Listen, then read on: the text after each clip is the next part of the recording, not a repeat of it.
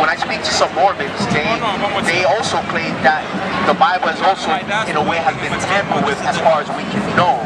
And so, I mean, I'm not going to hold you to that because I don't know what's your personal belief about that, but I've spoken to other Mormons. But she live in Israel. Yeah. So my dad is very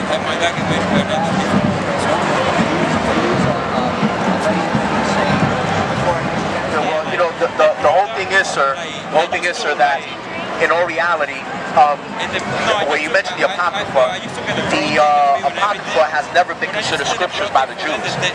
You're actually Jewish, so you're right. So you know that when the temple was built, they laid up the scriptures in the temple, and all of the historical evidence shows that the Apocrypha was never part of that canon that was laid in the temple.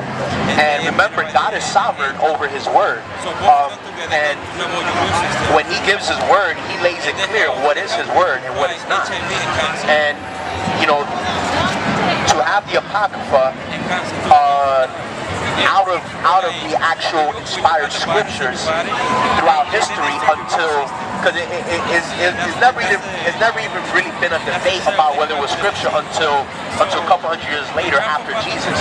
And you know, there's been all sorts of views. Yes, it's scripture, it's not, or whatever. But then it wasn't until the Council of Trent in the 1500s that the Catholic clergy came together, about like 40 or 80 of them, and dogmatically said that the Apocrypha is scripture. So, if that is the case, then that means that very fact implies that God waited basically more than a millennia and a half to confirm the Apocrypha as God's word. And that's something that is not in God's nature to do. Talk about how the only way we can get true is the best person. It's better than the ever Jesus Christ. Gotcha. You know, how people like preach better. Oh, Moses said, without shedding of blood. So, what do you have to do at this time of age? How do you get believe that Jesus of sin? was Satan's brother at one point, or maybe still is?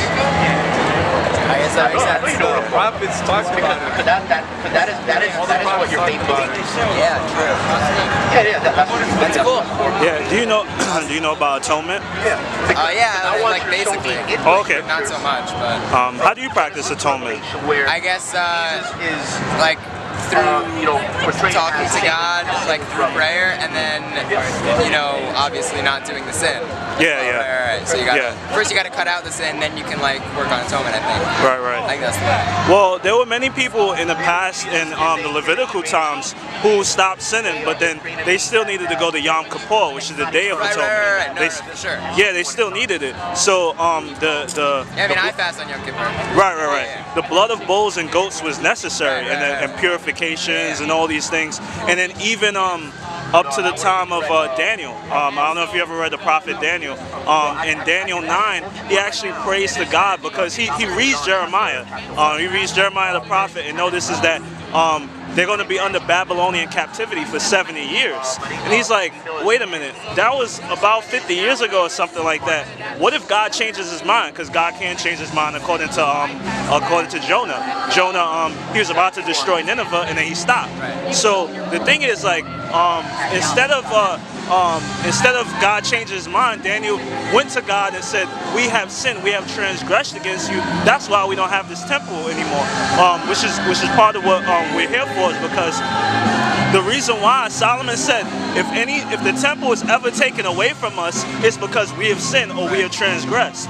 And the thing is that the good news, well, the bad news for the Jewish people is that they've lost the temple because they have sinned. And the thing is, we've gained a better temple. The better temple that we can enter in is into the heavens itself. Jesus himself actually ascends to the heaven and acts as our great high priest and gives atonement for us. So that's one of the greatest. That's what the greatest news of all time, because the angel Gabriel, he came to him afterward.